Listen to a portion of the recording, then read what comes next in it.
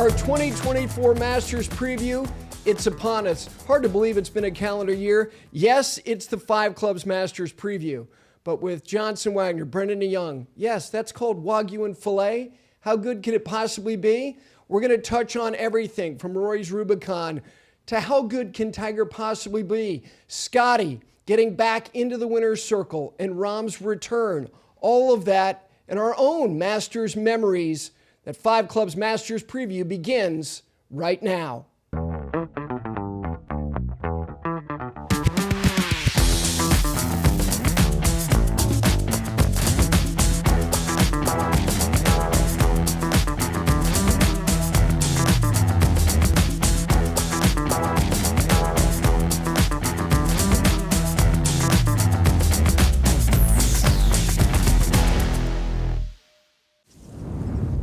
In this split second, your hands make all the difference.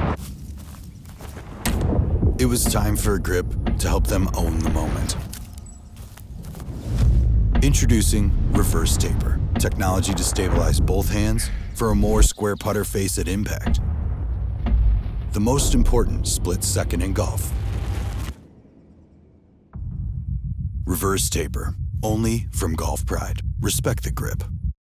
Welcome into our studios here at Five Clubs.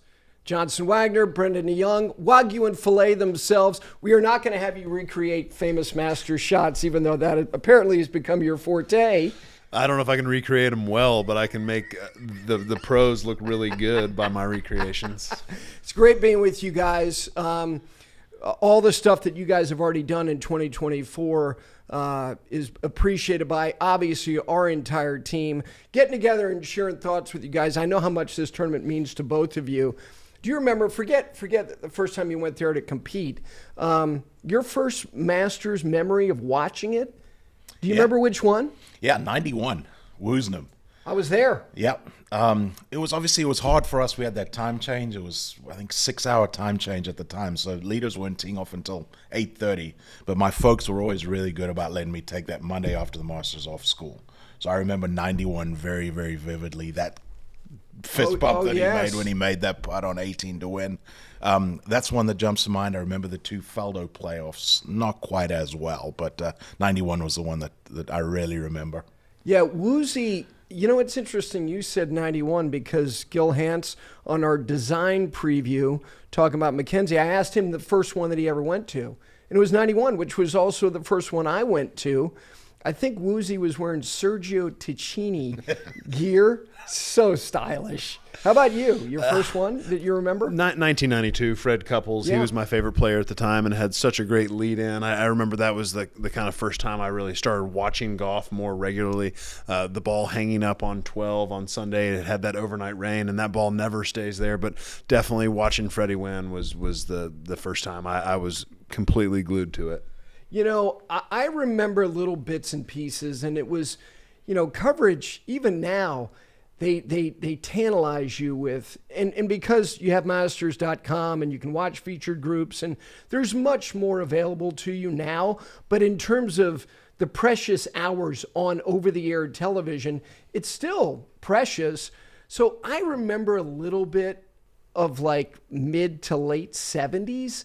But it was 40 years ago. And this is the 40th anniversary of Crenshaw's first Masters. I was a junior in high school, and he was my guy. I mean, I and everybody, I think, knows that. That week, I remember so much about that. And again, you would get the Saturday and Sunday, they'd come on the air, and the final group would be on like 6 or 7. Mm-hmm. Anyway, I that year I was living and dying with every single shot. Why do you think it is that we feel the way that we do about this tournament? It's just the history and the tradition. It's at the same course every year. It's the only major that's that way. 95, Ben Crenshaw was one of my favorites as well because Harvey Pinnock had just died, and I think Ben had gone to his funeral earlier in that week, and he and his caddy, the embrace they had Sunday. I just think we all feel like we know Augusta National so well from watching it growing up that I think that's just, it has this aura about it that way. Yeah, you almost establish this familiarity where you feel like you know the golf course well enough to where you've played it a bunch of times. You know, from watching year after year, it's only major that keeps going back to the same spot. So I think it's that feeling like you watch and you're like, oh, I know that, I know what this putt does, I know what this shot does, and you establish that familiarity. The shirt that Ben wore on Sunday in '95 was a forerunner to the '99 single shirt they wore at the Ryder Cup. That was a Jeff Rose shirt, very high end, silk screen.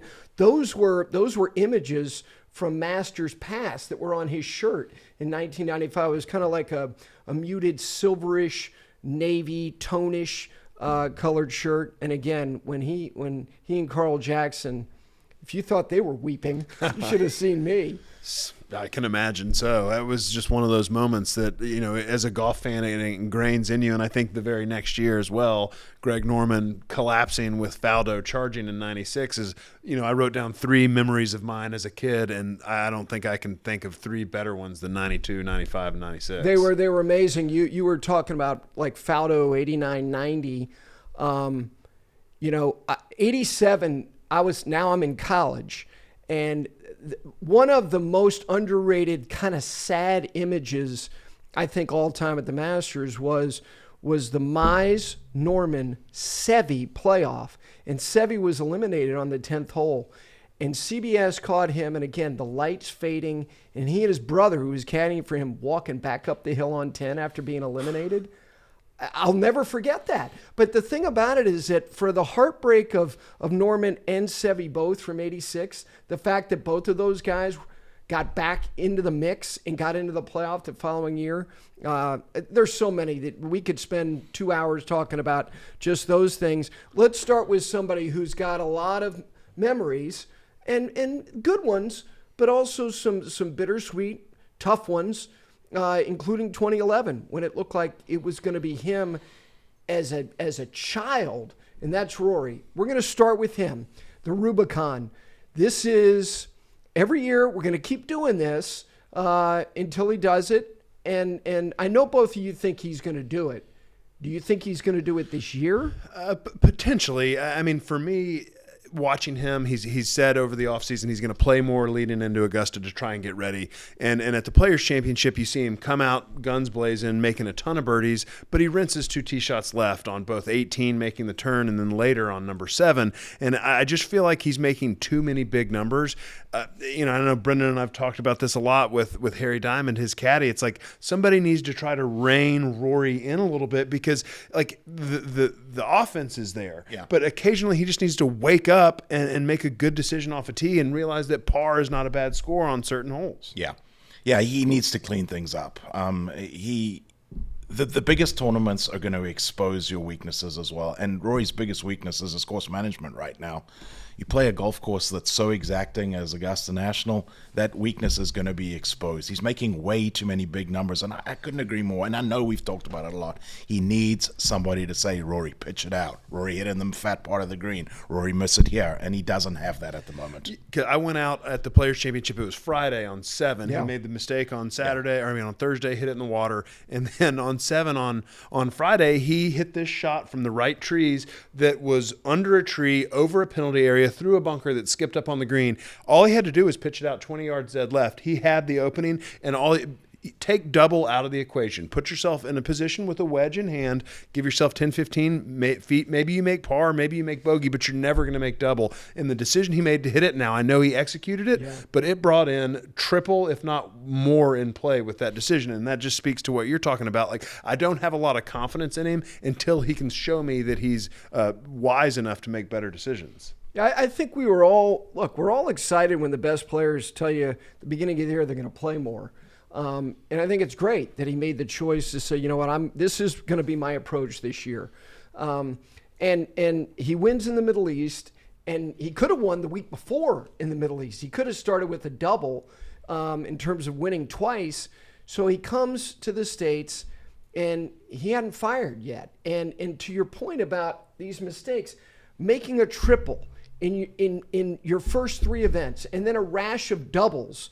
And he made all the birdies that he made at the Players, but he compounded that and offset it by making all of these double boxes.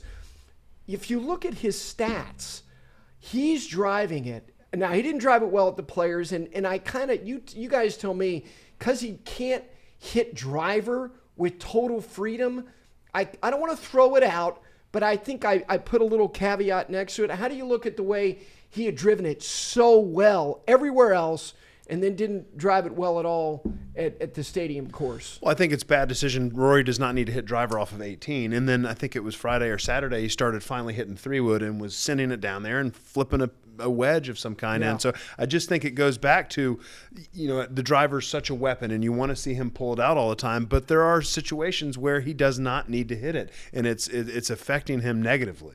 Yeah, oh, very much so. I mean, I agree with you there, though. I think TPC as opposed to Augusta with the drive is very, very different. That's an awkward driving golf course for Rory, somebody that hits the ball that far, this being TPC.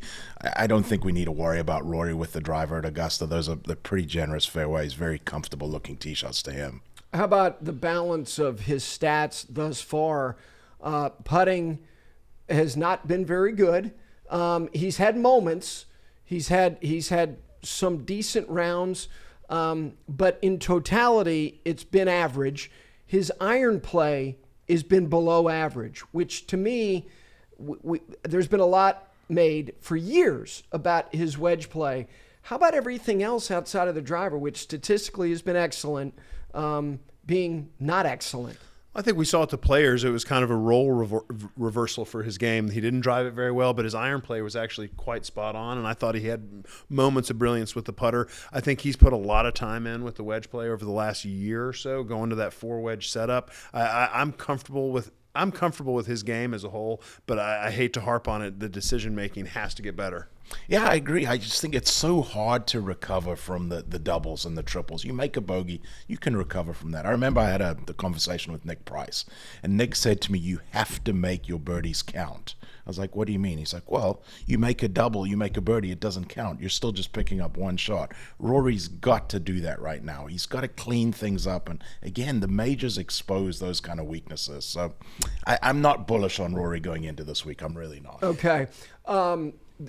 So in terms of what he's trying to do here, we have talked about this, and I think it's a fascinating discussion about knowing what you're trying to accomplish, and really nobody's ever done this. Retroactively, Sarazen's done it, but come on. It was so different, and now with every passing year, I don't know how you just, it's the same as it was 3 years ago, or since he won the PGA and it's been on the doorstep. How does he manage that? I think he's tried every which way to manage it. He really has. And he's never really been in contention. Now, I know he finished second a couple of years ago when he holed that bunker shot, but he was so far out of it. Yes. He's never really been in those last couple groups, maybe one time. At Augusta in those Patrick last Green. Yeah, exactly. Yeah. And I think that the nerves, and you've said it so eloquently so many times about nobody's ever taken more than 4 attempts to complete the career Grand Slam at the same event, and this is working on 10. This is his 10th attempt this year. So you've kind of convinced me that it's getting harder and harder, and to imagine the kind of nerves he would feel on a Sunday within 1 or 2 or with the lead, I can't imagine that pressure and what it would take for him to stand up to it. Yes, the golf course is perfect for him, but I mean that's nerves like nobody else could ever feel. I mean, Tiger did it at St. Andrews. And it was his first crack at it, and he was by far the best player in the world as a young man and didn't know any different. Yeah, it's not only, those who have done it, it's also the 5th major thing. This is the other one that gets me. And maybe, and you guys tell me if he needs to win another major somewhere else, and there's something that will be shed from him, because again, he's historically in uncharted waters. Every single player who has 5 or more, on average, the length of time taken to get that 5th major was 2.5 years. And the only outlier other than Rory is Peter Thompson, who only played a couple of majors in the United States outside of just focusing on the Open Championship, and it was 7 years for him. I mean, this is 2024, and it was August of 2014. I think that is a huge thing that, yes, the career Grand Slam at Augusta National is a huge layer. But this other thing, I think, is equally as challenging for him. Yeah, it is. Getting back to Augusta, I think he will win there. But again, You do? Yes, but he's going to have to win another major somewhere before. Okay. But yes, again, it's getting more and more difficult every year that moves by. I mean, he's starting to talk about it openly now. So He can't help himself. He talks Yeah. openly about everything. Yeah, he it's on his recuses mind. himself from the board, and then he just Yeah. he talks about it. And I appreciate his willingness to share thoughts because they're good thoughts. They're interesting thoughts. They create conversation. I almost want to say, don't even walk into that press room on a Tuesday, which is, he's going to be in there. You can count on it. And I'm going to be sitting there, and I know what I'm going to ask him. What are you going to ask him? What I'm going to ask him is, and it's more in the abstract, but I want to ask him about knowing what's on the line, whatever the sport is, how much having context affects performance in sports. Because I find it to be, I think social media has affected performance. 100%. I think that we are abundantly aware of what's on the line as opposed to thinking, well, I'll wake up tomorrow, there might be an article in the paper. People are reacting in real time. They're eviscerating you. They're tearing you down. And I don't know how you avoid not having a fleeting thought, as focused as you might be, just the effect of knowing what's on the line and its impact on performance. Which is part of the reason I'm so impressed with a guy like Scottie Scheffler, not on any social media at all. And that's why I feel like he is positioned himself right now as a world number one. Dead on. That it just doesn't, he's not affected by it because he doesn't see it. He's so well grounded with his family, with his wife, about to have a baby. I just think that you see all these guys get to 4 majors. You saw Spieth get to 3. JT got to 2. Rory getting to 4. Keopka's a bit of an enigma just because I think he's like the best major player of his generation, clearly. But Scottie Scheffler, I think, has the potential to go rattle off a couple majors this year, do it again next year, and not be a guy that's affected so internally by expectations and what people are saying about him because he just flat out doesn't care. Yeah, he's an incredible study for a lot of reasons, and I could not agree more with that. So we're going to get to Scottie right away. So let's put a bow on him. Are we all kind of lukewarm about Rory for various reasons? Are you maybe a little bit more than lukewarm, or do you expect a good week? I expect a good week. I expect him to contend. I picked him last year, and you laughed at me. And I don't laugh at you. I just think it's hard. Well, I want him to win so badly that I'm not gonna put that on him. We all do. And so I'm gonna say he's gonna finish top 7 and hope for better because I really would like for him to win, but I'm not picking him. Okay. I'm not either. I'm a massive Rory fan. I'm the same way. I want this guy. We all want him to win it. It's great for the sport of professional golf, and I think even beyond it. I also would say this, and we've talked about this. He's destined to be a regular member at that club. I really believe that because of his relationships and the affection people have. And there's only been a couple historically who have been. And I think he could be somebody who is still not contending, but competing in the Masters and putting on a green jacket as somebody who is a member of the club. But he's never going to be a member unless he wins. There's no way he's going to subject himself to that. He's not going to show up there as a regular member and put on a green jacket and not be a champion. Am I wrong? No, you're spot on. I mean, there's no way that he does that. There's no way he does it. I'm not sure he's going to win there. I'm not. That place has broken hearts, man. And if you look historically, is he stylistically more inclined to win there than Greg Norman? Is he more stylistically inclined to win there than Tom Weiskopf? Ernie Els? Ernie. Come on, man. Guys you just come on down. You're the next guy who's going to win 3 of these. And those 3 guys didn't win one. Well, Tiger kind of had something to say about Ernie's. Absolutely. But it took Phil a long time. It did. I mean, not only did it take him a long time to win a major, but it took him a long time to win the Masters, and then he rattled off 3 of them. So I think if Rory can get over that hump, and maybe he does need to go back to Valhalla or Pinehurst or Troon this year, and maybe coming in next year, if he doesn't get it done, maybe he'll be a different person. But I think if he can cross that threshold, he can have sort of a Masters career like Phil did, winning multiple, after the first one. No, I think that's it. Look, Phil was 33 years old. He had won more than 20 times. There was no social media, so he didn't have to navigate just the incessant catcalling about being a non-major winner when he did it in 2004. I think that if he does break through again, I don't know that he's got 6 more or 5 more as Phil did with 5 beyond the first, but he's roughly the same age. He's going to be 35 at the beginning of May. Do you agree with him that if he wins there or anywhere, that there are 3, maybe 4 more somewhere for him? Yes, you do. And I think if he goes somewhere and wins a major, it's going to be such a weight lifted off his shoulders that he's going to come. And I know it'll be Augusta still, and it'll still be trying to complete that career Grand Slam. But I still think he will come in feeling like a different person. Yeah.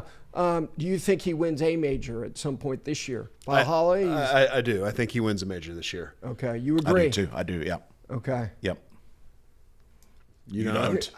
I'm going to bet. Look, these things. There's 4 of them. I remember after the Masters, and we came in here to do our PGA preview, and you guys are all just earmarking Rahm for a second one that year, and I just swam against the stream. By the way, where's Taylor Zarzer? I guess we didn't pay his waiver to not be here with us today. I'm going to say no, only because there are a lot of guys who are capable. There'll be 0 surprise for me if he does.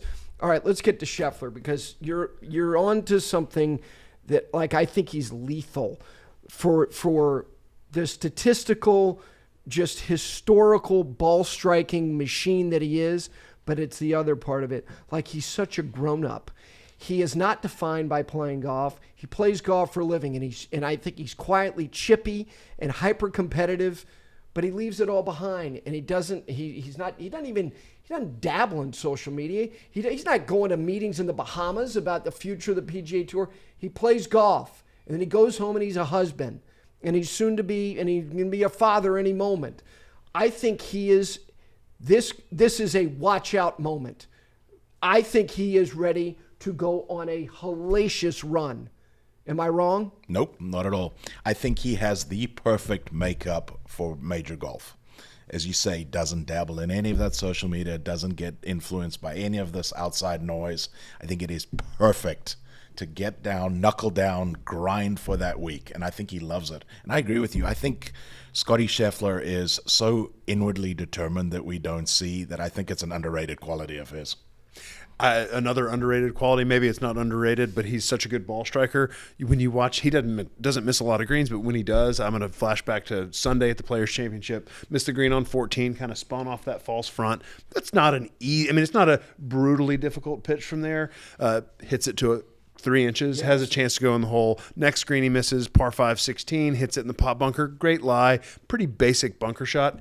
Hits it to 3 inches. His short game is what separates him. It's like, obviously, the narrative was around his putting last year, and if he could just be an average putter, he probably would have won 8 times. And I think what we're seeing now with that new putter and with his short game, like, it's going to be terrifying. And I think you make a great point there. There are so many short game shots into the grain at Augusta, and maybe outside of Jordan Spieth, there is nobody better than Scottie Scheffler using that leading edge.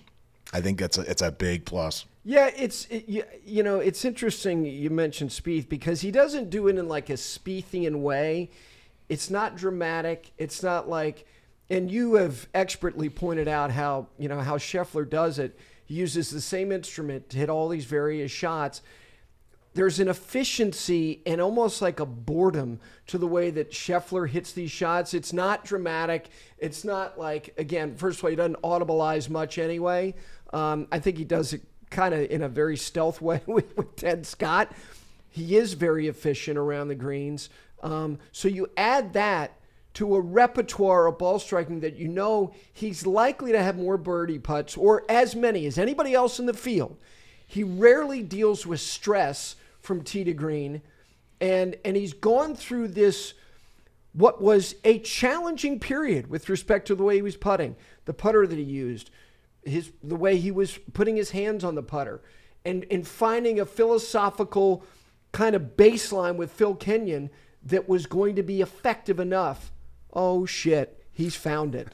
He's found it, and it really, like at Bay Hill, he ended up running away with that, and he found it for the last 27 holes of the tournament, and he was close enough to the lead that he could just pull away. It's mind-boggling to me, and you could see it at the players the way he had more speed on 20-footers. Yeah. It's like he wasn't afraid of running those makeable birdie putts 3 feet by because he knew he had the confidence he was going to get it coming back. It used to be last year they were all dripping at the edge, and he didn't want that comeback putt. And we talked about this the other day. He's only going to keep growing in confidence, right? The more and more putts that he sees going, the easier it's going to get from a confidence standpoint. So I agree with you. I think this guy could go on a tear starting. Well, it started already. Yeah, it has. And, this gets to, I mentioned his name. I know that you guys, you in particular, you're challenged by Harry Diamond not, bowing up a little bit more and saying, hey, come on, he's got somebody on his bag who is, I said this on social media a couple of weeks ago, one of the great caddy pivots of all time.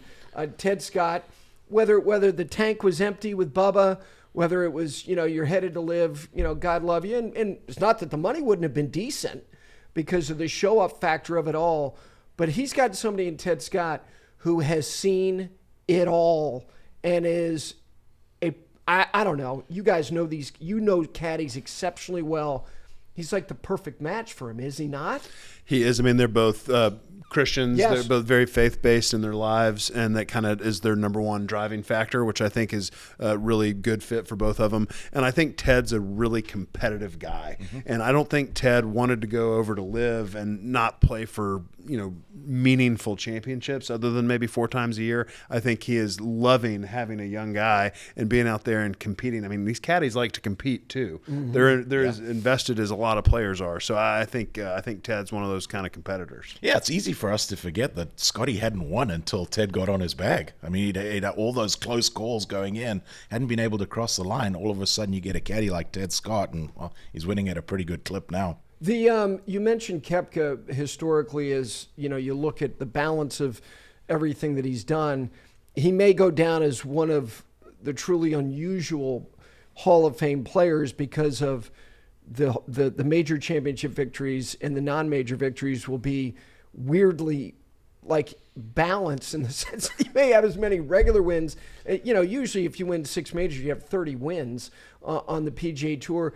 In his presence is, I think it's noticed by everybody. Does Scottie cast the longest shadow of anybody on a leaderboard at a major currently? No, if he's there and you look up at those big bite, majestic boards at Augusta National, is it the longest shadow in golf right now? Has to. Purely for what you said, because of the efficiency. He's not going to make mistakes. He's not going to beat himself. You're going to have to go out there and beat Scottie Scheffler. That's exactly well said, and I don't think there's a question whether or not Scottie's name's going to be on that leaderboard. I guarantee his name's going to be in that top 7 going into. It's the shortest odds of anything we could wager on that he will be in contention. Without a doubt. Okay. It's interesting because, you look at the great historic players, look, Tiger was what he was. There was nothing quite like it. And Jack, then the whole idea of the Jack roars. Phil was dynamic and he captured your imagination. There is a like, I'm going to look up and I know he's going to be there, like counting on knowing that Scheffler's going to be there, I think has an effect on people like, here we go. Here we go. Yeah, if he makes putts, how can you contend? And you listen to the Fridays with Smiley on NBC broadcast at Bay Hill. They had Max Homa and Jordan Spieth both on, and they're like, we're talking about Scottie the way that Ernie and Jerry Kelly and David Toms used to talk about Tiger.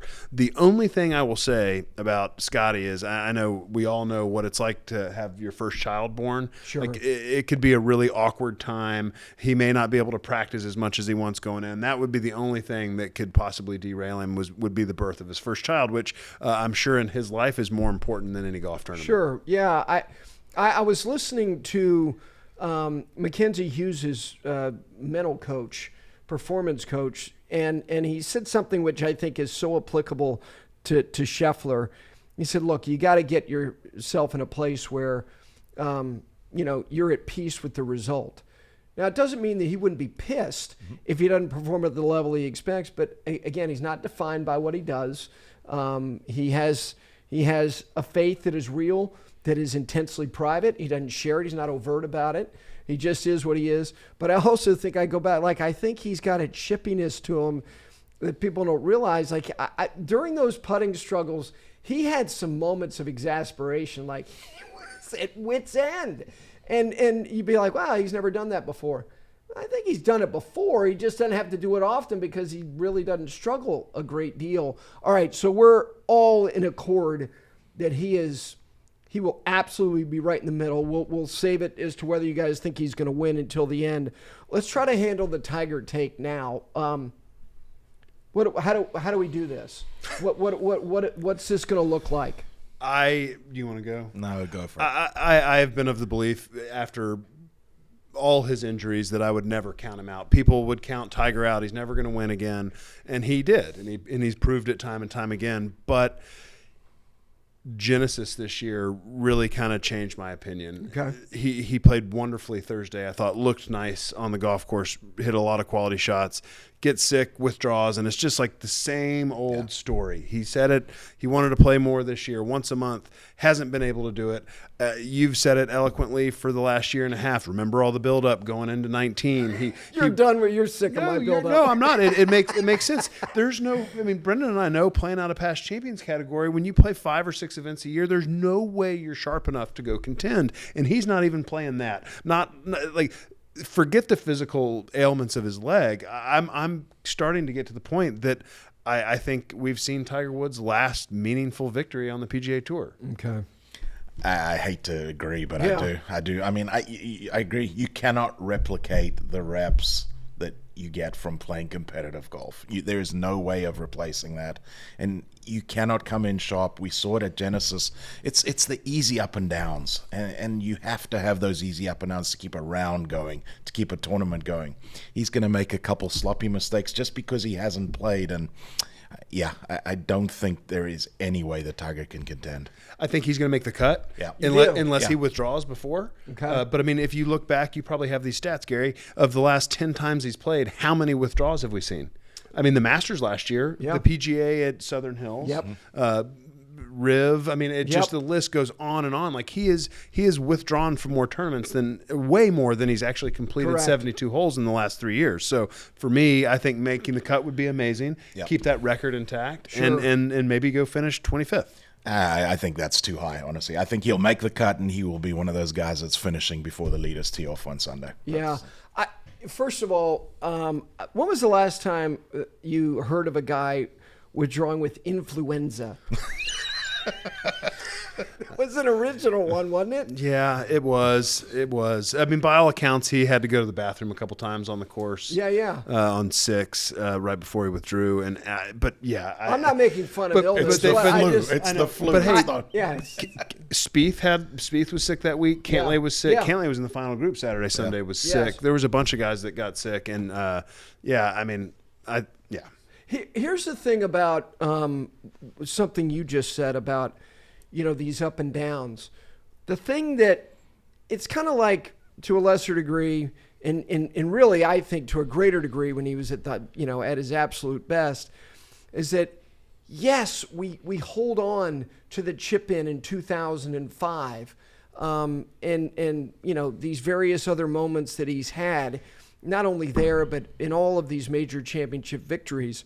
He didn't even win that PGA at Hazeltine. The bunker shot. Billy Kratzer was out there ripping a gale. He's got his heels on the back of that bunker and hit, I think, easily one of the 3 greatest shots he's ever hit.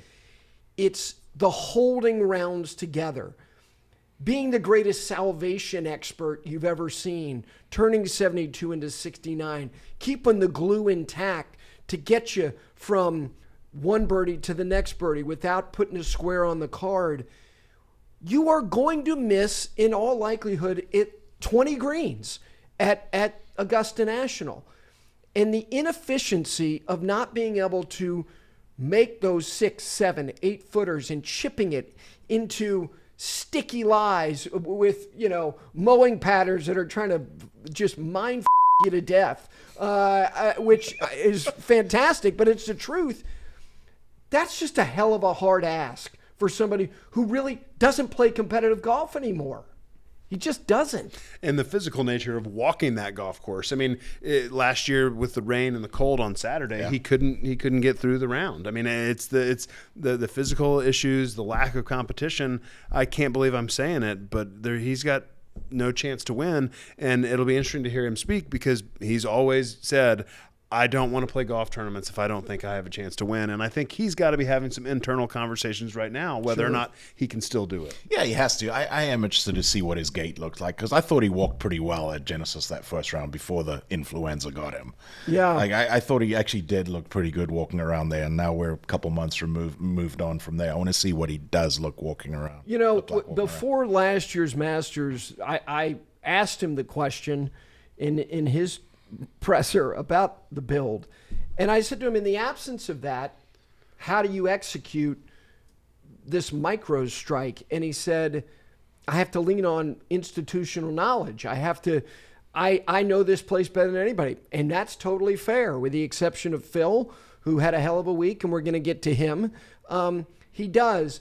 But institutional knowledge, there's a gap between knowledge and execution. And I just think it's just so much to ask of somebody who cannot prepare.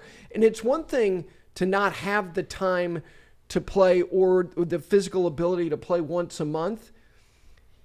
He doesn't get to practice to the degree that he used to. The efficiency required there, getting out there and getting lost in the pursuit of winning another Masters. Can't go out there for 8 hours. How long can he practice for? I think making the cut would be a hell of an accomplishment. And I'm not reducing him to anything. He can play for as long as he wants, in as many events as he wants. Whatever the result is, the result is. And get over yourself if you're like, well, he's better than this. He can do it for as long as he wants. He's earned every start at every single event that he chooses to play in. I just think it'll be interesting to see what he's got.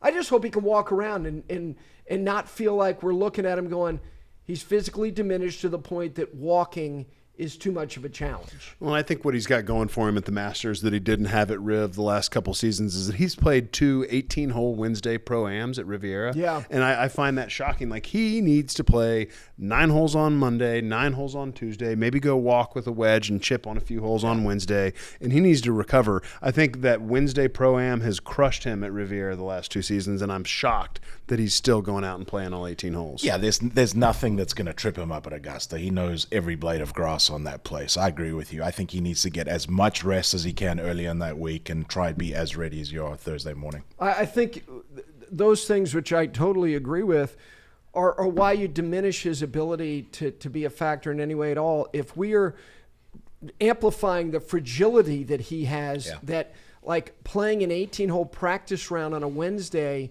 is such a detriment to his chances to be competitive. What are we doing here? I mean, we're talking about guys who go out there who are just have one thought on their mind, and that is to just end everybody else. It's just a lot.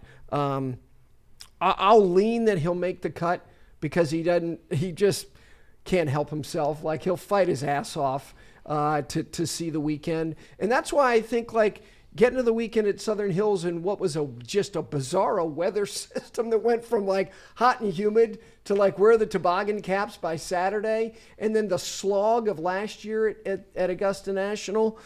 He needs warm weather, and we hope we get it. All right, let's get to Liv and how he handicapped it. Last year, it's not that they weren't at majors before, because they were, but this was the first Liv Masters. Easier to handicap them now than a year ago, you think, or still kind of tricky? I think we got to turn to our Liv expert over here. He put it out there, man. Yeah, I think it's easier. We didn't know what these guys were going to look like showing up to to the majors last year. I think we have a pretty good feeling now that these guys are still very, very good. They're still very, very competitive, and I think there's going to be a lot of these guys contending in some of these events. There's a few guys I wrote down. Obviously, you got to talk about Rahm, defending champion. Yes. I think he's still he's not so far removed from high-level golf. Obviously, Brooks, Joaquin Niemann, who's made a real push to go play around the world to gain world ranking points. To his credit. To his credit, and I think Augusta National giving him the special exemption was great. I think DeChambeau's a big enough of a prick that he's going to be ready to play, and I think Patrick Reed's going to be ready to play. Okay. Let's go through all of them. Let's start with Keopka, because he did what he only. Honestly, I almost think that only he could have done what he did last year, which was to grab this thing by the scruff of its neck, and you're thinking, oh my God, he's taking this thing down, and then Rahm flipped it on him.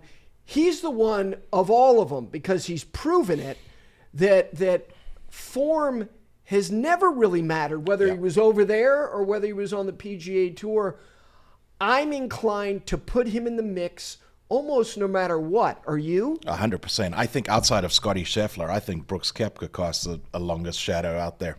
He's a guy that has been so outwardly vocal about, you know what, I'm just here to win the majors. He's got people talking about it anytime he shows up. I think Koepka's going to be in that mix. Okay, he's in the mix. 100%. I think I said he wouldn't last year. I'm not going against Koepka again. Yeah, he's got a persona, and one of the episodes, I forget which one it was. It was the one where they were at Oak Hill, Full Swing, and I thought it was the most real moment that I've seen in that series. Was Rory not only talking about breaking it all down when it was over in the locker room at Oak Hill, but saying out loud, someone's got more than me now. Meaning someone like literally in prime. He's not counting Phil. And I thought that, and that to me, like, I think the Rory Koepka thing, like, look, they haven't had an episode in a major yet. To talk about them as a rivalry, I think is you're stretching it. They're the two of the best 5 players of their generation, undeniably. But I need an episode. I need them late throwing haymakers. Look, they had one in Memphis, not a major. They had one at Eastlake, both big moments, but not a major. And they traded blows. Koepka got him in Memphis. Rory answered the bell and threw a straight right to him at Eastlake. And that's good, but it's not a major. But the Rory Koepka thing, I think, is it's there. I would love to see those guys late on a Saturday. If those two guys are together, now we got something. Yeah, that would be good TV. That would be good ratings for the Masters. With you out there on the radio call. I'm serious. I'm looking forward to that. That's going to be a blast. It's going to be awesome. Yeah, Brooks is going to be there. What do you think about Jon Rahm? What do you think of his title defense chances? Here's the thing that I hedge a little bit. Koepka's built, I think, mentally to say, no matter what state I'm in, you know that I'm better than anybody when it comes to the deep end of the pool. I can swing comfortably, put me in the riptide of this thing. I got this. Look, Jon Rahm has won 2 majors, but the absence of being in the mix, and I think missing it and audibly sharing that he's missed it a little bit makes me hedge on him. Not that he's not going to factor at all, but I have more conviction about Koepka than I do about Rahm. How about you? And I would agree. And Brendon, do you think like Rahm getting in front of that press center and the media for the first time really since going to Live, having these questions, do you think that's going to affect him? Very much so. I think you said it. He's talking about missing it. Jon Rahm is a deeply emotional guy. He's always worn his heart on his sleeve. I think you nailed it there. When he's sitting in front of that press room answering all these questions, he's going to start thinking, I really am missing this a whole lot. Yeah, I don't know exactly what I'm going to ask him, but it's going to be along those lines of this is a different run-up than you've ever had. Mm-hmm. So what have you done to offset the preparation that you've always had before this, including winning it last year? And I'll be interested to hear what he has to say. let's get to some of these other names you mentioned. Let me ask you this first about Joaquin Niemann. To his credit, he's hopscotched around. He's done a little bit too much of the aggrievement, like, you win in Mexico, and the first thing you say is, I'm not in a lot of majors, which, by the way, wasn't true. And then the next thing, when you win another one, you talk about your world ranking. Like, really? Like, enough with the aggrieved golfer. It's the pity parties. I don't attend pity parties. But again, he has gone outside of it. Would he have gotten an invite if he wasn't a past winner of the Latin America Amateur Championship? I think that there's a fondness from the folks at Augusta National, and not that he wouldn't have had the merits. He has the merits to get the special invite. I think that pushed him over the line myself. I don't know. I don't know. We don't know. We don't Let's know. all speculate. Yeah. It's a fun game. I mean, it certainly didn't hurt. I hadn't thought about it. Certainly didn't hurt. I think it helps greatly. They're like you said, they love their amateurs coming They back. didn't mention Liv at all when they announced that. No. Not at all. I don't think the live wins he had starting the year had anything to do with that. I think it was more going down his performance in Australia and being, I like that, being a past Latin American amateur champion. And by the way, to the aggrievement, to him being the pity party, so to speak, over world ranking points. I mean, I'm so sick of this narrative. They went knowing they weren't going to get points. I know Norman sold him a bill of goods on it, but like, it's over. It's like you can't make that complaint anymore. If you wanted to, if the majors were so important to you, you shouldn't have left to go. I have misgivings about that. It's true. You don't feel sorry for Taylor Gooch? Taylor, take a week off. Take a month off. He has said, some regrettable stuff, silly stuff. The asterisk thing is so asinine and so imbecilic. That he should choose not to speak for 6 months. Should put himself honestly in a timeout. It's one of the dumbest things ever uttered. Did you see the Wikipedia page? Kevin Casey sent me a picture of it. Researcher from Golf Channel. The Wikipedia page. Somebody changed all of Taylor Gooch's wins on wherever he won on the PGA Tour and all the live, then put asterisks by him, and then had a little footnote: Rory McIlroy not in the field of any of his professional wins. Who, by the way, is it so good? Is the person who's changing Wikipedia pages? Literally, as these things are being done or said by people, the same person who has the number to the trailer to call about rules and infractions. Good point. Which you can't do anymore. But I mean, who are these people? Somebody with too much time on their hands. Yes, obviously. Incredible researchers with intimate knowledge of how to work a computer. Joaquin Niemann, you like his chances to be a part of this thing? Very much so. Very much so. Yeah. And I love everything he did. You touched on it, that he went out there, he put himself out, went and played everywhere around the world to get into this tournament, and that has to carry a lot of weight to why he got this special invitation. You like his chances? I think he's going to be there. I would give him a good chance of a top 10, and I don't know what his odds are going to be, but I would consider him a long shot to win. More of a long shot. Yeah, I'm not. Again, he's a wonderful player. I would lean in another live direction beyond Rahm and Keopka. Phil, Augusta National historically has been very kind to elders.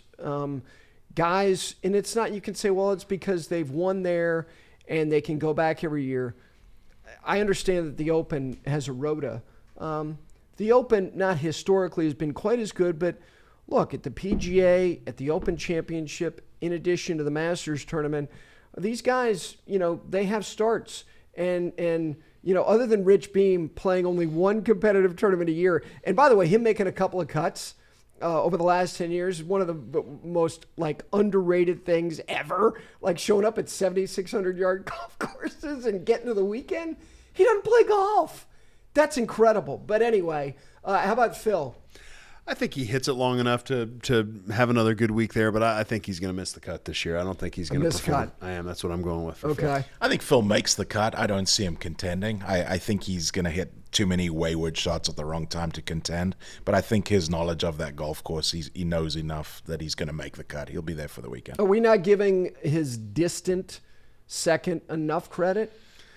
I mean, it's the backdoor. It's the definition of a backdoor. He Sure. had Jordan Spieth was playing so great, and Phil was just kind of drafting behind him and then pulled the old slingshot around him there on the last couple. But, I mean, it was incredible. At his age, to have a second-place finish in a major is wonderful. Given all the stuff that he had to go through that week with media and everything, I think that says a lot too. But I think it was a one-off, and I don't see that happening again. Is he the best old golfer ever? Because he is the oldest to win a major ever. But is he the best old golfer?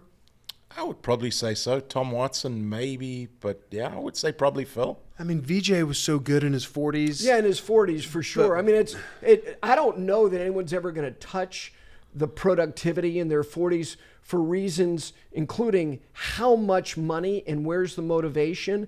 Now, again, you guys are weird. You're hyper competitive. You don't know to be any other way. But what VJ did in his 40s is going to be hard for anybody to ever do again.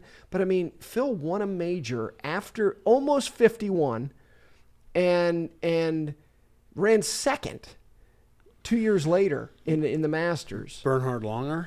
Yeah, I mean, and look, this is the nuance of this conversation. 54-hole events. Now, look, he won the U.S. Senior Open in his 60s.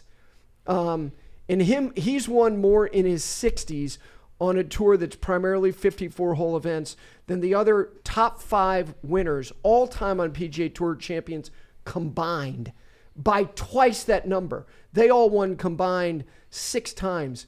I believe he's won 13 or 14. It's one or the other. And then Snead. Snead finished top 5 in majors in his 60s. Yeah. Unbelievable. That's like Nicklaus and Palmer playing at that time, right? Yes. Yeah.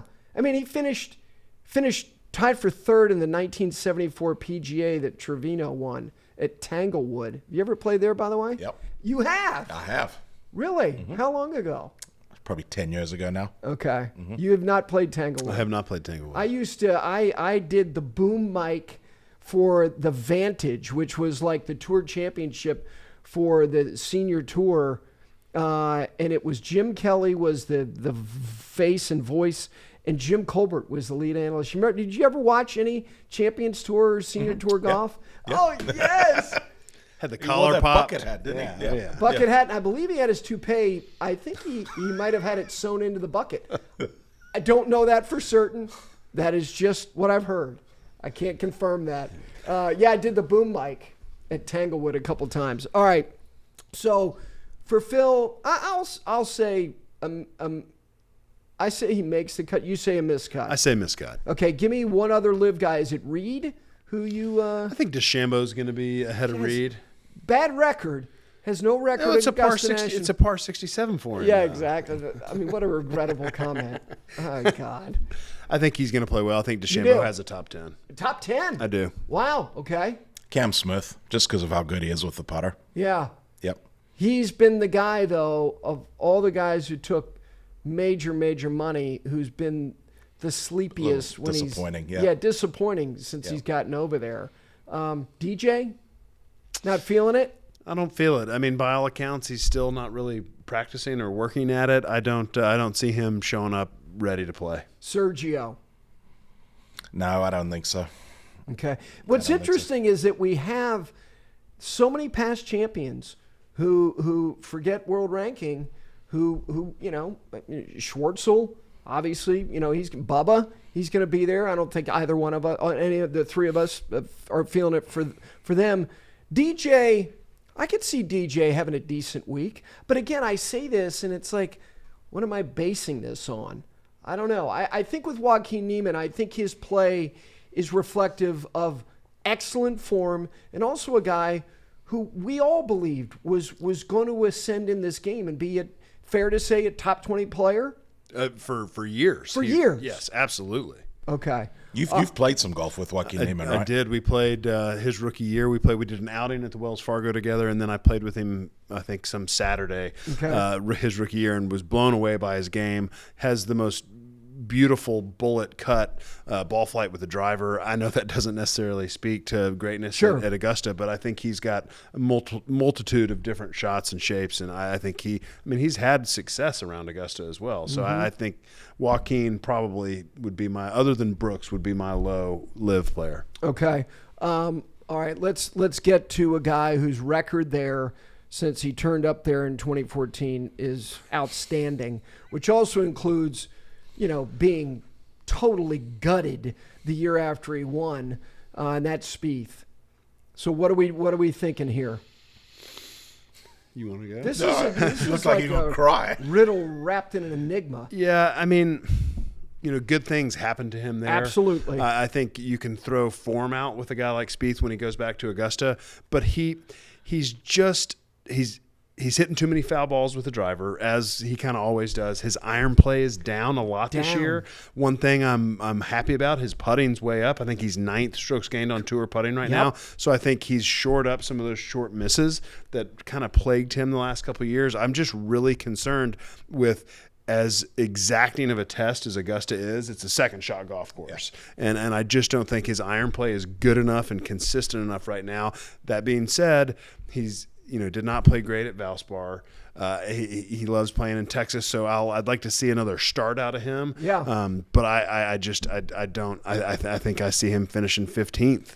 Okay. Which for him is average, because the guy is built to be in the mix. I mean, and he's proven it from his first start, 212. One of the great area codes of all. Did you ever have a 212 phone number when you lived in New York? No, we were 845. Oh, 845. That's kind of weak sauce. Well, it was up north. We were north of Westchester. Yeah, okay. So no 212 for you. What about Spieth? I agree with what you said about you can throw form out once he gets to Augusta. He's obviously very, very comfortable around there, but I don't see him contending. I think make the cut, kind of finish middle of the pack. Too many foul balls, too many bad shots. At the beginning of the year, you do this frivolous who's going to win majors. I picked him to win the Masters. Did you? No. You didn't do any kind of exercise picking major winners at the beginning of the year? No, I should have. We need to put that on Would the you Wagyu Filet show Yes, you do. for next year. Yeah. First show, we need to do that. Yes, you do. So if you were going to, had the Wagyu and Filet show had a majors preview show in January, would you have picked him? Because you and I both thought he was going to have a big, big year. Yeah, I may have. You still can. I probably would have, just Okay. given his history there and my affinity for him as a person and a player. You probably would have picked him to win all 4 majors. Maybe. Definitely the PGA. Of course. I think he reminds me of several people. He reminds me in terms of he's unorthodox in a lot of things, but some of his strengths are similar to Ray Floyd, who didn't chip the way that Jordan does, but was a phenomenal chipper. He had a ton of hole outs and also a hyper-competitive guy. And then he also reminds me a little bit of Crenshaw, especially when he shows up at Augusta. Ben had a decade in the 80s when he won that first time. He was shots out of multiple playoffs, including that first Faldo when he dumped it in the bunker on 18 after birdieing 16 and 17, and his grip slipped, and he was playing with Scott Hoke. Not to mention being a shot. He played in the final group in 3 of 4 years beyond the year that he won. That's how I think Spieth, like he has an affection and an affinity for the place, the vibe, hanging lies, imagination, all of it. I think he's going to have a decent week. But to what you were saying about like this, there are holes in the toolkit right now that make it hard for me to just go out and say he's going to win the golf tournament.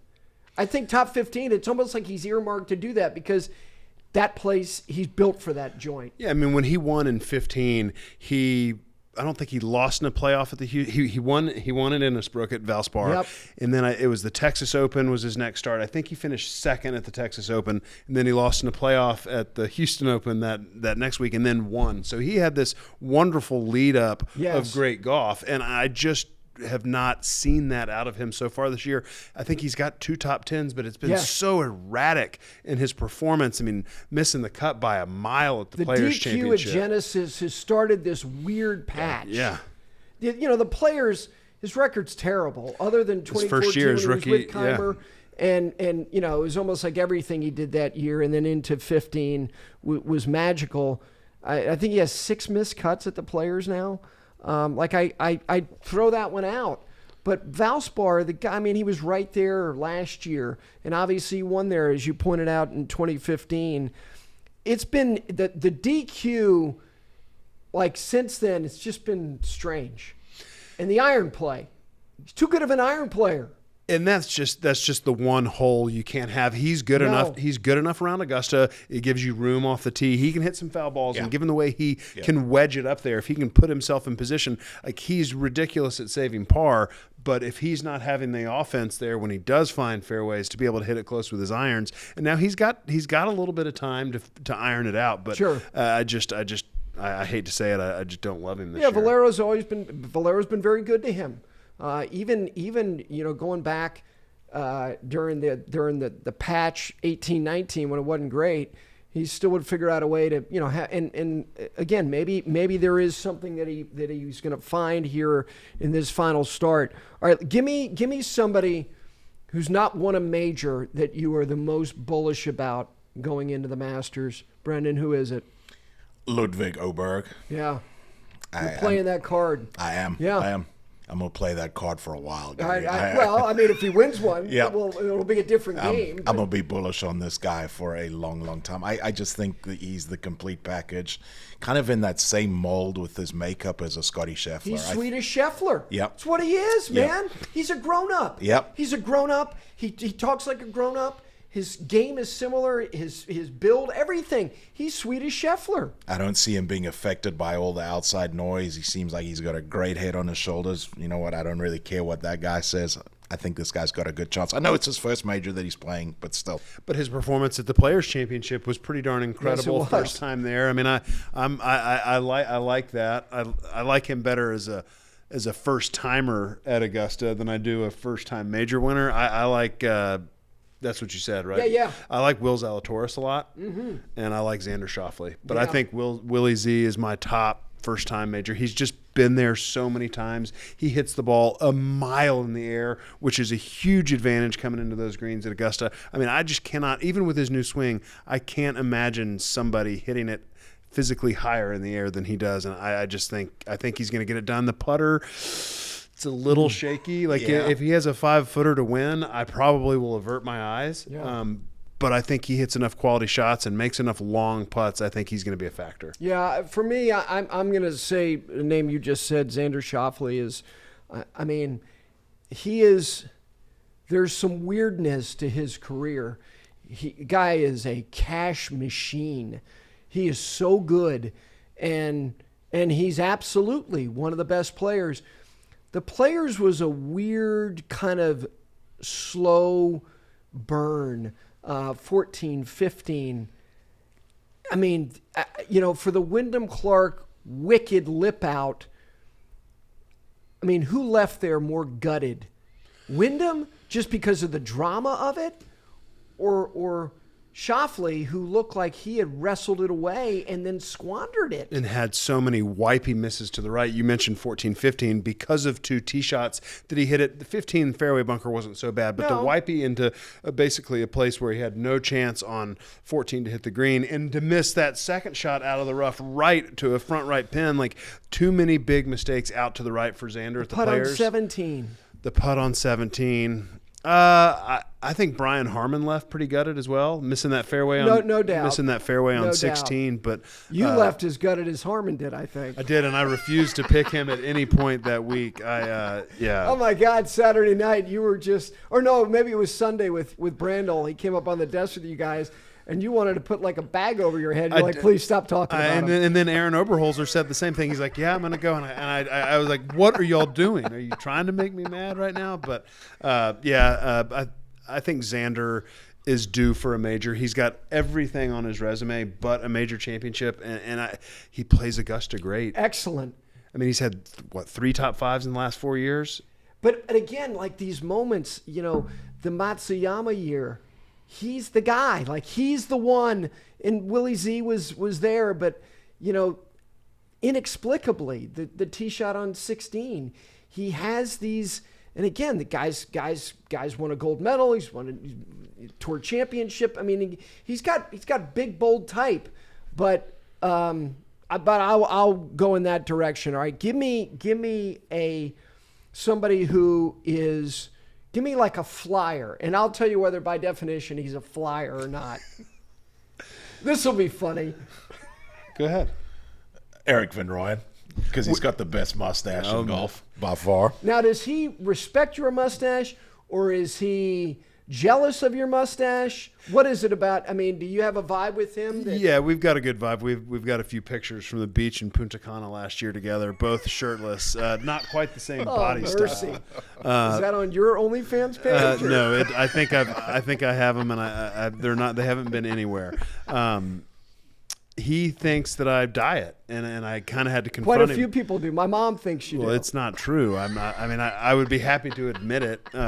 As defensive as you're getting about this, there might be something to it. But I had to confront him on Sunday morning at the Mexico Open and tell him, like, look, man. He said, no, it was a compliment because he's like, there's no way. It looks fake. There's no way it's that dark. But anyway, Erik van Rooyen has been playing some incredible golf. I mean, after that win at Worldwide Technologies last fall, he was right there for the Honda, had that great Sunday. He was in contention in the Mexico Open. I'm with you on him totally. I love the way he is playing, hits the ball plenty far. He's got a good game for Augusta. Hits the ball high, hits the ball really high, and as you say, does hit it plenty far. And when he gets that putter going, I think he can get really hot. Doesn't have a ton of experience around there, but I think he's a good long shot. The other one, and you tell me if he's a long shot, Gary. I think Joaquin Niemann is a quality long shot. Maybe not considered in that flyer, but he is also a special exemption. I think that's the definition of a flyer. Yeah, it's tricky. I mean, these guys who whatever the odds are going to show, and I think that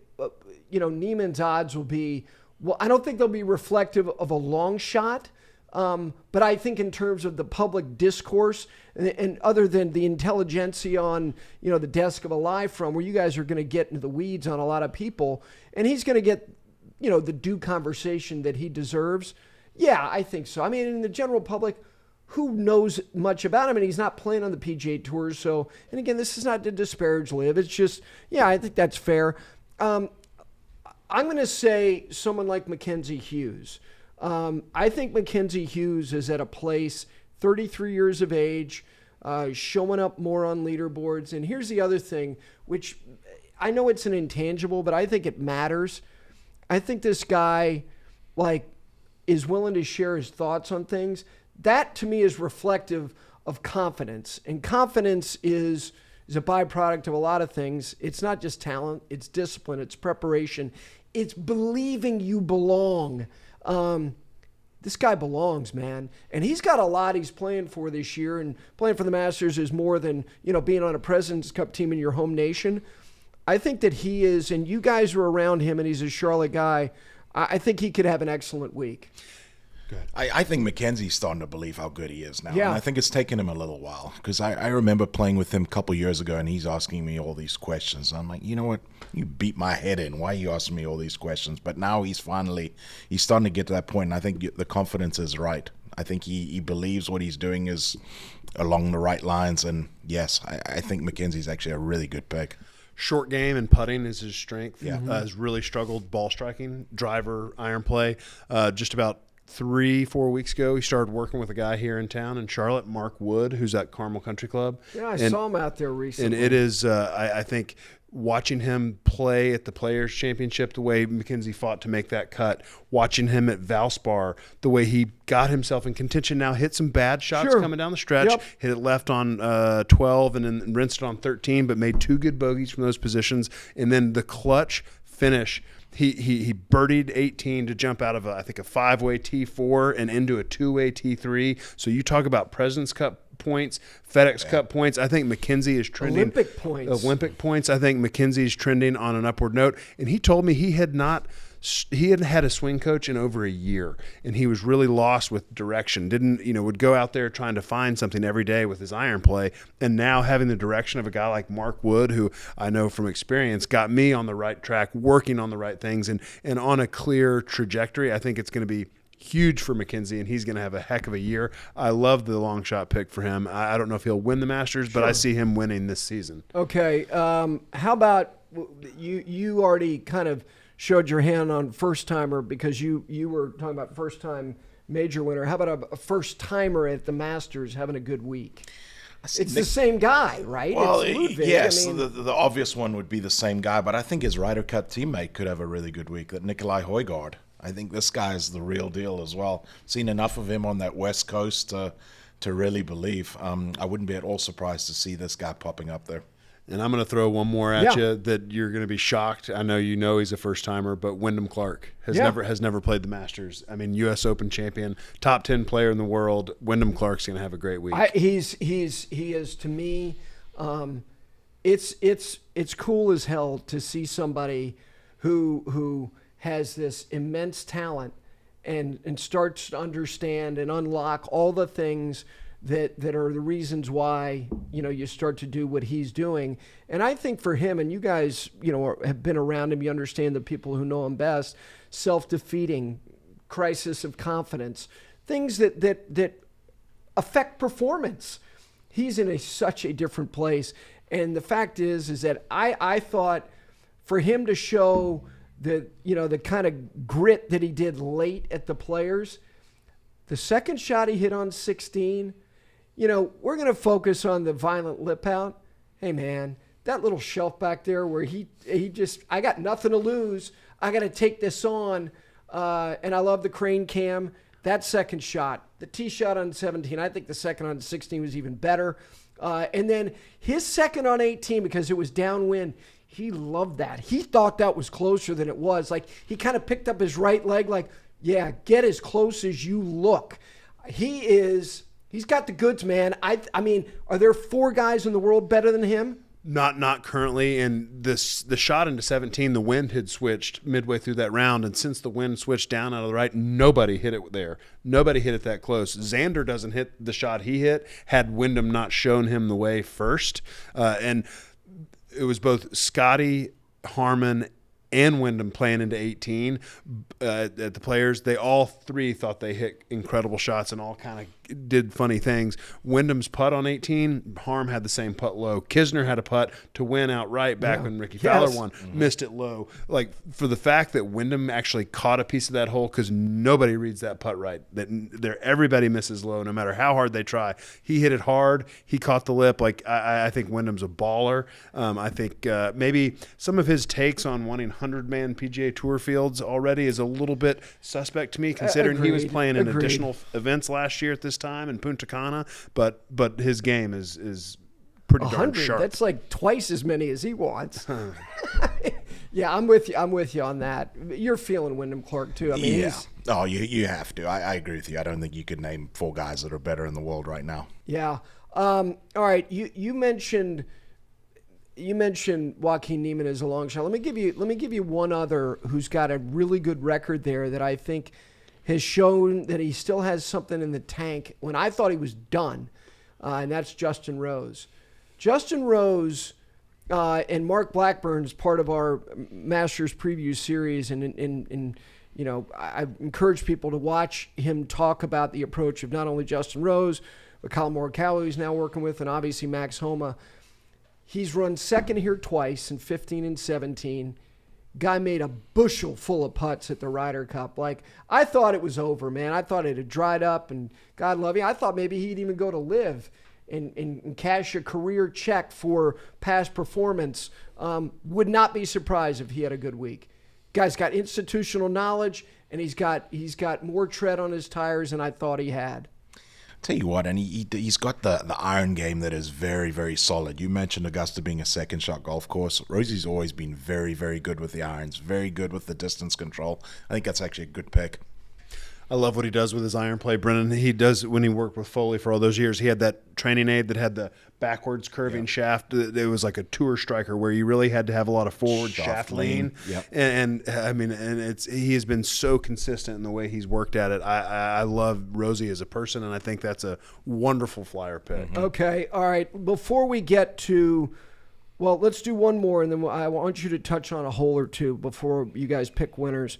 Give me somebody, not the winner, but you're absolutely as certain of them as anybody to finish in the top 5. Scottie Scheffler. Okay. Because I'm not picking him as a winner, but Okay. yes, he will finish in the top Yeah, 5. yeah, he would have to be if he's not your pick. Xander Schauffele. Okay, I'm going to say Keopka. I mean, come I on, love it. man. I mean, It's a he's great just pick. guy loves it. I love the fact that it's very plausible that, and especially now with Liv, and even if he wasn't on Liv, that he finishes his career with 7 majors and 7 additional regular wins, which would be one of the craziest resumes ever. And I think he actually wants it to be that way. Like, I think to be like the true greatest, like, major specialist of all time, I think he'd be totally digging that vibe as being that's who he is. Yes, he would be. I mean, because he would be the only one ever. Yes, that kind of a career. Not even close. Yeah. Not even close.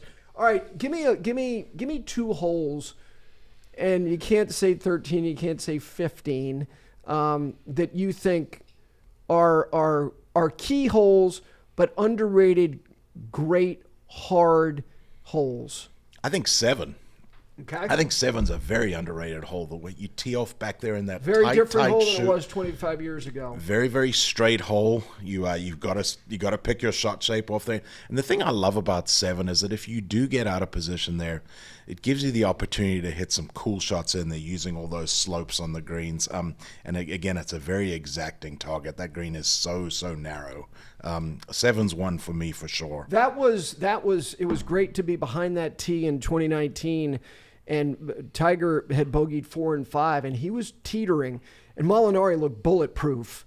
And Molinari hit a foul ball left, and Tiger hit a bullet down the right center. And he made 3, and Molinari made 5, and it was game on. I was with Ben Dawn. I said, "You ain't going anywhere now. You're not driving back to Orlando. You're staying with me." Yeah, I would say so. Give me a hole. I think 7's my favorite approach shot out there.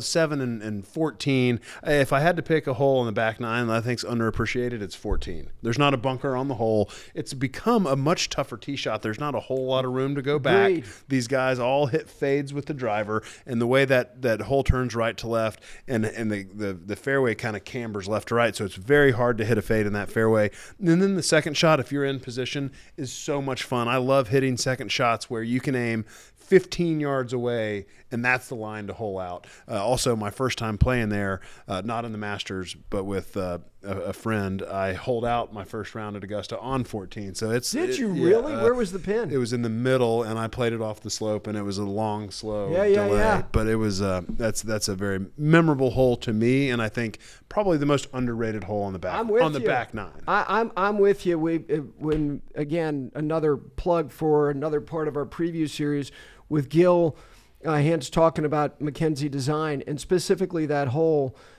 He thinks that green is not only art, but it is without question one of the great greens ever constructed. Likely not the kind of green that could be constructed today, unless you want it to be your last green that you build because your career might be over. It's remarkable to see it, and the mounds that front the right portion, like to see it in a 2-dimensional way is not the appreciation you need. If you are going to Augusta National, whatever day, make a point to go out there and see that green, but to see the whole hole, like you said, it's not comfortable from the tee. It's going right to left. Fairway's going in the opposite direction. Sneaky great. To me, I mentioned Tiger making bogey on 5 and 19. 5, historically, in terms of it was supposed to be Mackenzie and Jones. They looked at the road hole, especially up at the green, the way that green is constructed, to be an homage to the road hole. Very hard to build. It was really challenging to deal with the debris that was on that slope on the 5th hole, to remove it all. And you think about the length of that hole and those big, giant cavernous bunkers on the left-hand side. And again, the false front, which is very extreme. And you can add 4. When 4 is all the way tipped out, 4 and 5 is like the worst combination of a straight right and a left hook early in your round imaginable. Those two holes. Yeah, 4. I have 4 written down as well, just because, I mean, back tee, like you said, you're trying to hold a hybrid, a 4-iron, and to be so precise, that bunker, you have to know where to miss the 4th green. And 5, now they've moved that tee back. I mean, I know you can't reach those bunkers, but I don't even think I could. Well, if I can't, you can't. Looking at those, Yeah, right. Come on. I need a retraction on that comment, please. You're hitting it like 230, big dog. At least I can hit it further than my weight.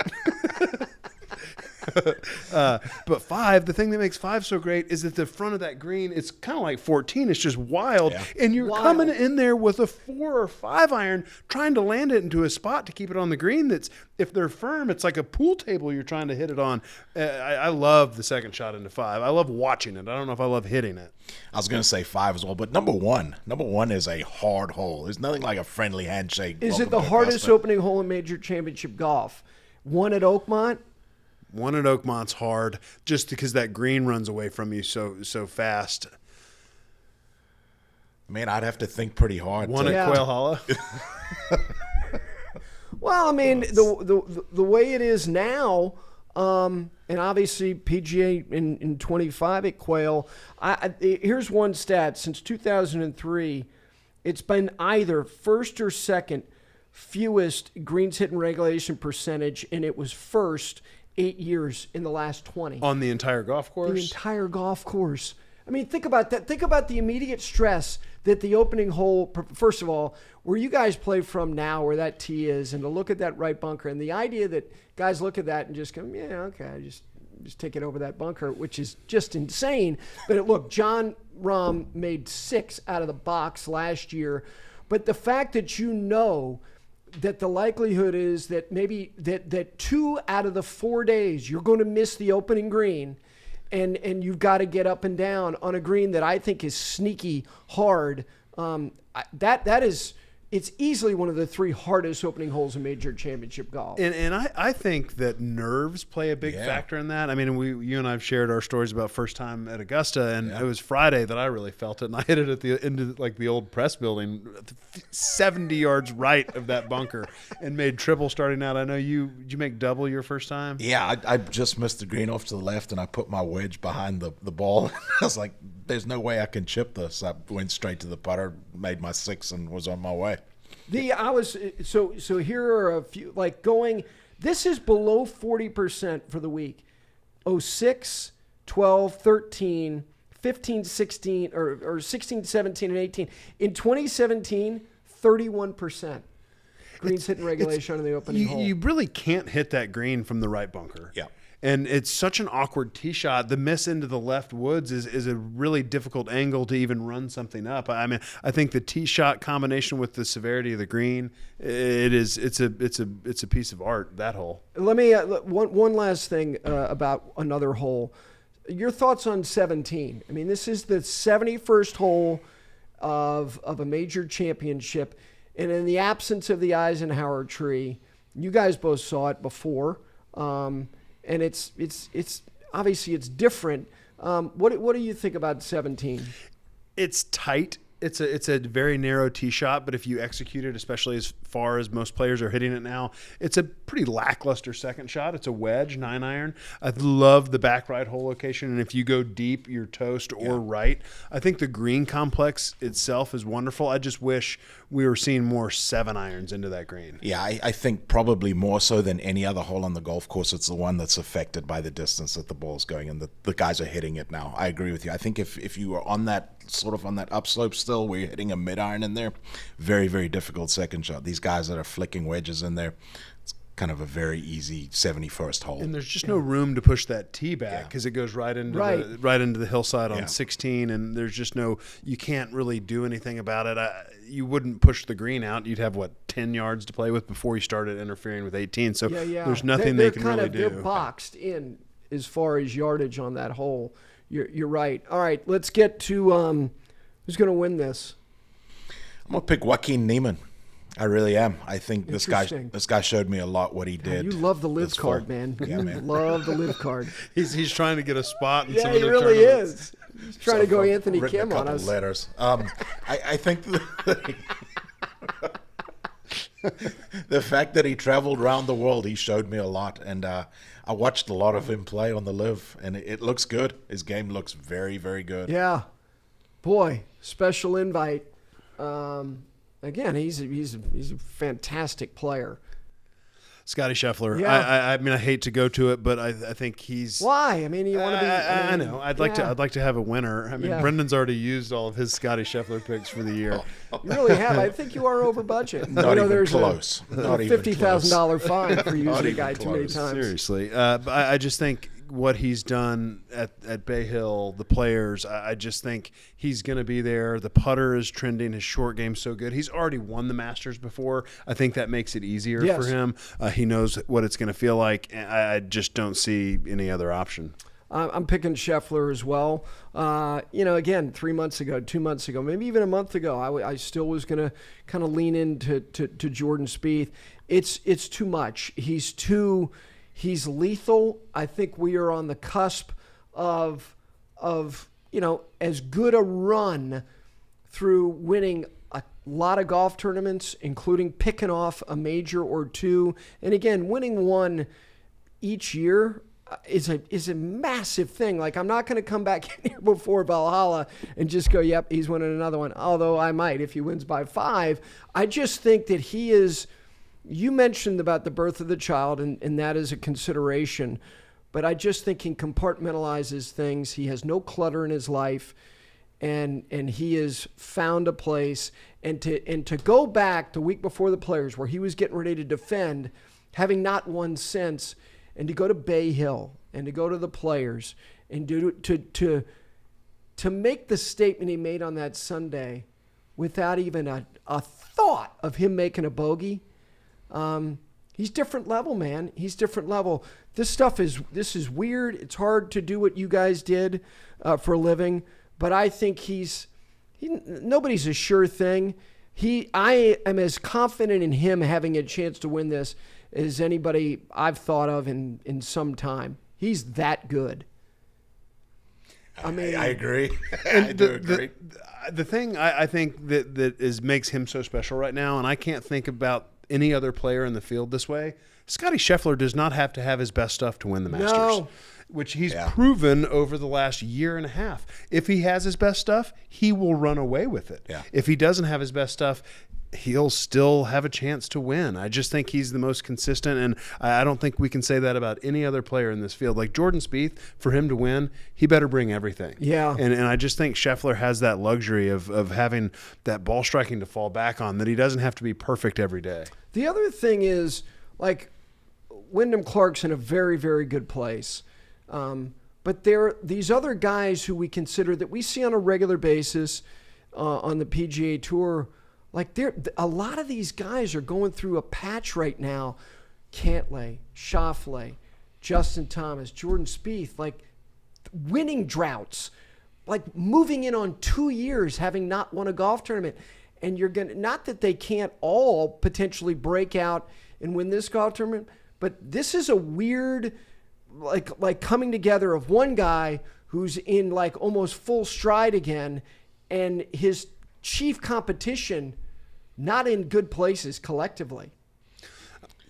It's very true. It's very seldom that you see a guy that hasn't had either a good West Coast or Florida swing come to Augusta and win. You very, very seldom see that. And I like what you're saying there. Scottie Scheffler's, he's got one recently. I think that adds to it even more.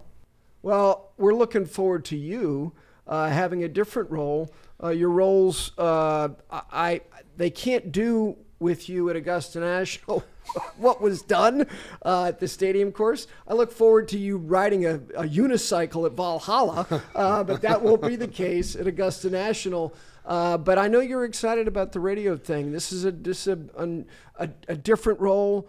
You're willing to try anything. I know you're excited about this, right? I am. I'm very excited to be on the morning live for 7 straight days, and then Thursday through Sunday I'm out on the golf course. I start in the grandstand behind 4, calling action on 4, and then I move to the grandstand on 14, getting to call 13, which is going to be incredible, and then I move to the little tower on 18. So I'm, I love the Masters. It's my favorite tournament in the world, and to be able to be on site and be a small part of it is going to be be really special, Gary. Yeah, I look forward to watching you cut the line in the press building for every wonderful meal that they. And maybe some crow's nests after 5 o'clock. Yeah, look at you.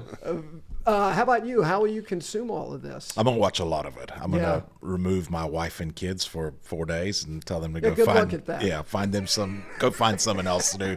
I'll watch a lot of it. I really will. I'm with Johnson. This is my favorite event. I do love watching this, and I'm gonna see as much as I can. Yeah, to be there, I'm glad that I never took it for granted, and I look forward to being there again and all of it. And when if you are going, and I know we did some little Masters minutes, there's so many places on that property kind of take it in, places that you wouldn't necessarily think of. I mean, I think if you have time, go over to the par 3 course and just look at that beautiful piece of the property over there.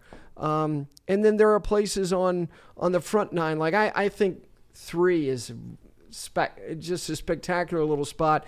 And my favorite place, I don't know, it's haunting, is something about Billy Joe Patton and Crenshaw even reminding himself of it in 84. The turning point on 13, not only looking toward the tributary of Rays Creek, but when you look back and you see the Nelson Bridge and you see the Hogan Bridge and the 12th green and how shallow it is, and there's no fans on that side of it, and how much solitude there must be, but also how much pressure as a player to walk back to that 13th tee.